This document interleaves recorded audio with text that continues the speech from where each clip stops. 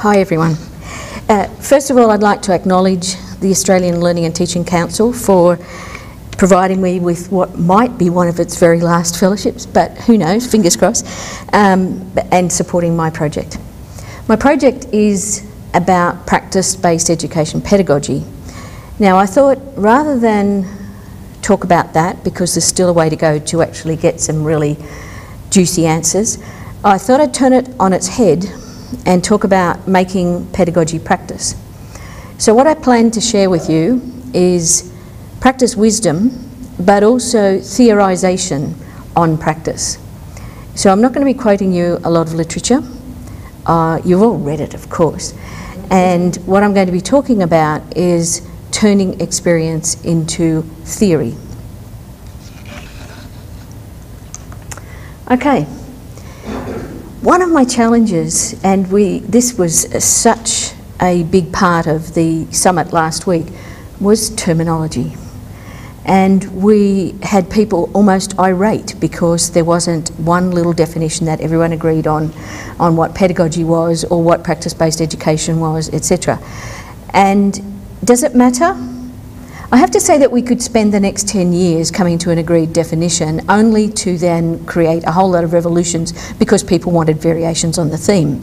And while they might agree on a definition in public, I think they would then go and want to change it, because that's the nature of the beast. So what is pedagogy? I have to have at least a working definition to be able to do my project. First of all, it's very apparent to me that you could have a lot of discussion on what's the difference between pedagogy and curriculum, or pedagogy and teaching.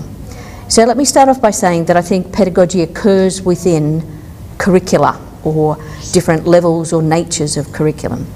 And so let's think about three different aspects of what you might think of as the curriculum. Hate that word, the curriculum, but never mind. First of all, for any particular course, there is an intended curriculum, which is then different than the enacted curriculum. I've deliberately made them bigger because I think that's the way they go.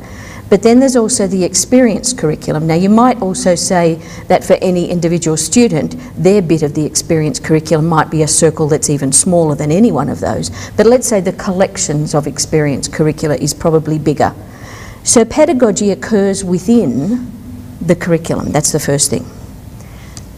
The second thing is that it seems to me a very strong part of pedagogy is that it should be and is dialogical.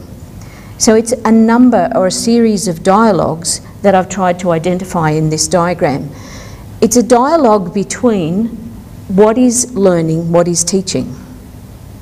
It's neither one or the other. So even though a strict definition of pedagogy might be teaching and what teachers do, and for some people pedagogy and teaching are exactly the same thing, but you can't have teaching without learning, or hopefully you can't. And so let's look at where that dialogue occurs and how those two things overlap and how the intentions of them overlap. But it's also then what the experience of learning is in addition to what the experience and the practice of teaching is. It's a dialogue between the learner and the teacher. So that pedagogy needs to be at that interface between the learner and the teacher. It's a dialogue between practice and theory, because there's no point in having just pedagogical theories if they're not practiced, but neither do we want practice that is only from experience. We want it to be informed by theory. We want the best of all the worlds. And similarly, we'd like to think of it as being art and science. Somebody gave a definition recently of pedagogy as being the art and science, one of you I think, of teaching. It's a dialogue between those two things. And probably I'd also want to add craft, because I think, to me, one of the things that I had to do when I got serious about being an educator was to say, what are the things that I need to be able to do well? And I went off and did a course on Sydney micro skills, if anyone has ever heard of those, where you learn about asking questions and explaining things, etc. So there's a lot of craft things that you do. So pedagogy is all of those things, but it's something else as well. It's relationships. And for some people, pedagogy is only relationships, but I think it has to be relationships, and deliberately I've tried to do this as a snake-like interweaving between all of those things, because it's a relationships between ideas, between people, between actions, and between the things that you do and the frame of reference that you're working within, or the curriculum that you're working within.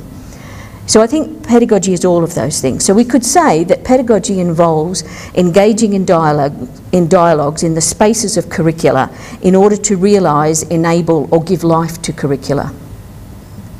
We could say that these dialogues involve all of those different groups and all of those different activities. Okay, so what's practice?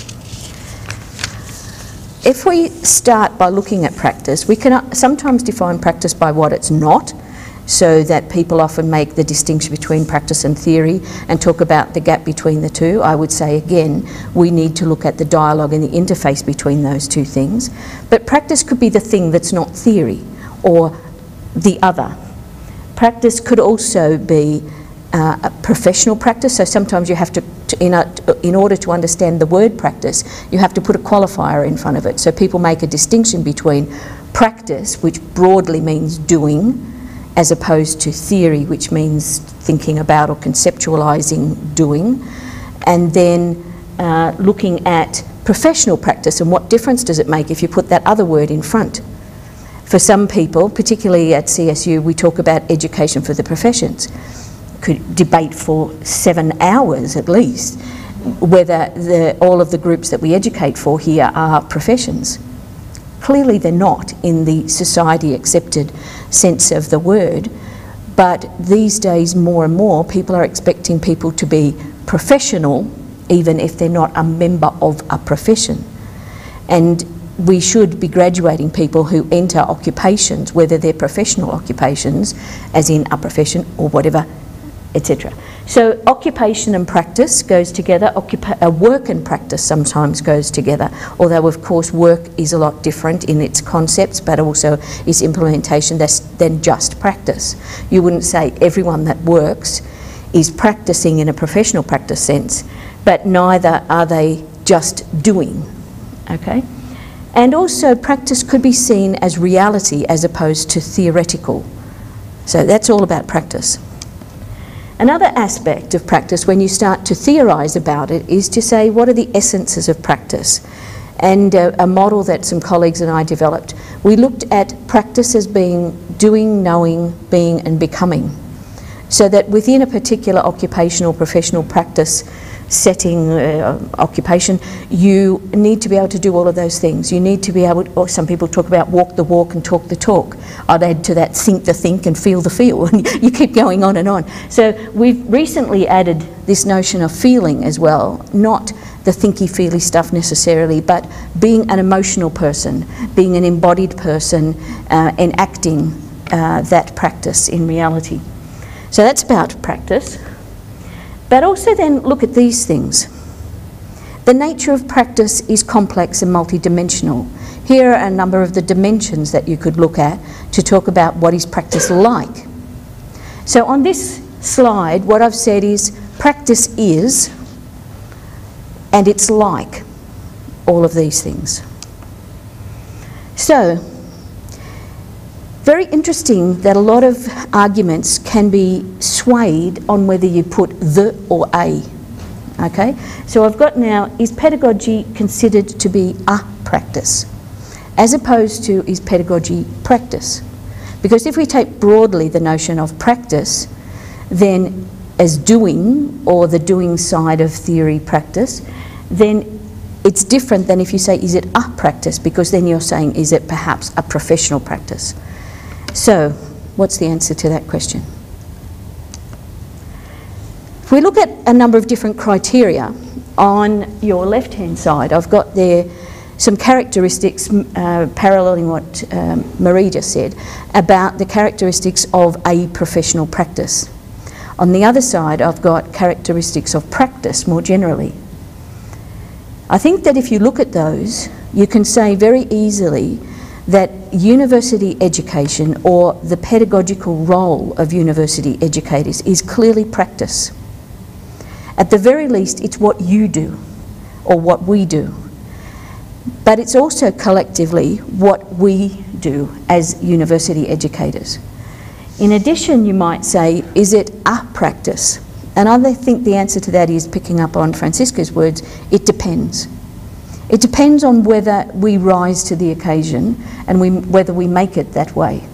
Are we actually going through the motions of walking the walk and talking the talk, but are we also putting it into practice with the standards and expectations that a professional practice would demand of us? Do we have a body of knowledge that we share, that we seek to attain in order to implement our role very well? Do we have ethical standards? Do we have professional associations that look to be self-regulatory? Now, if you go to the extreme of those, probably you'd say no, because we're so diverse and dispersed that we don't all clump together in the same little club.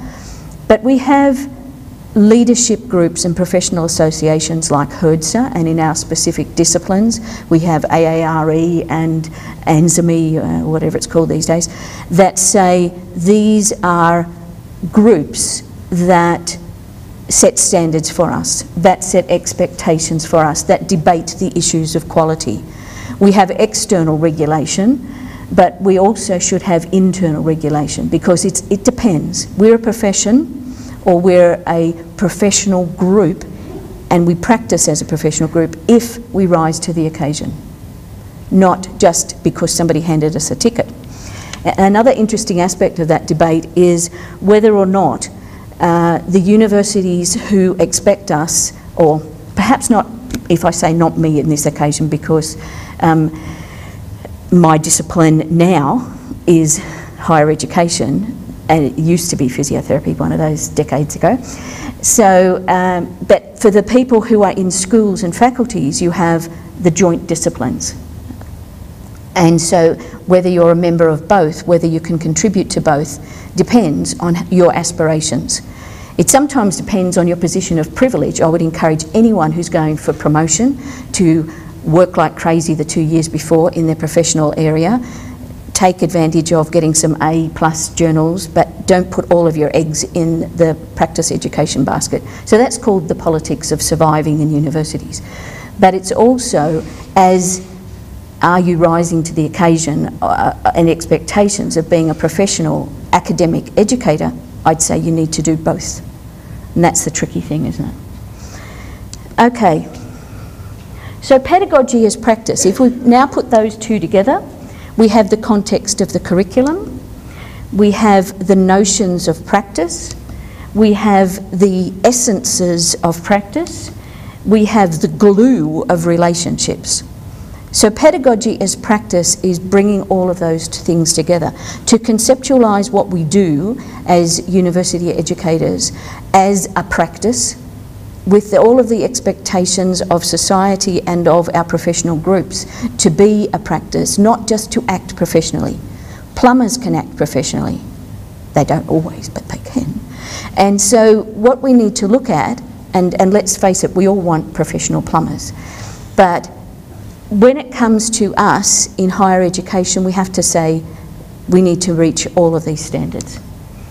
So if we view pedagogy as practice, now then I've deliberately left out the A, what are the implications for us as university educators and academics and people who guide, like Marion, the other university educators, as well as being one herself,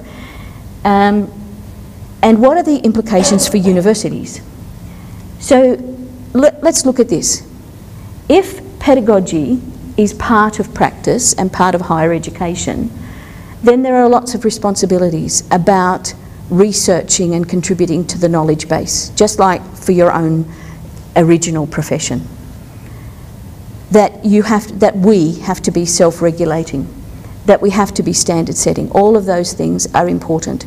We're not just our own selves doing our own thing, because otherwise we're just university academics. We're not part of a university academic profession.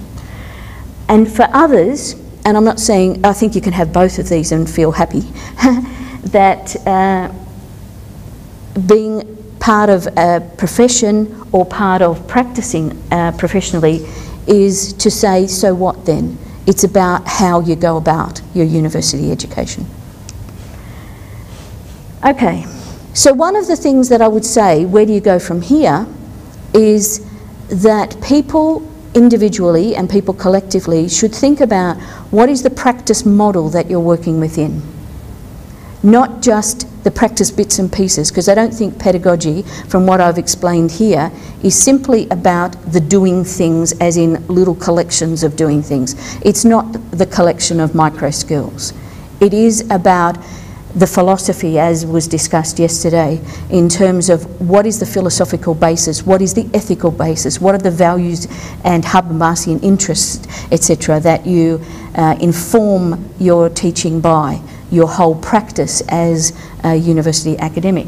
And so to me, I think each of us needs to say, what is my practice model? And maybe collectively we could say, what is the practice-based education practice model?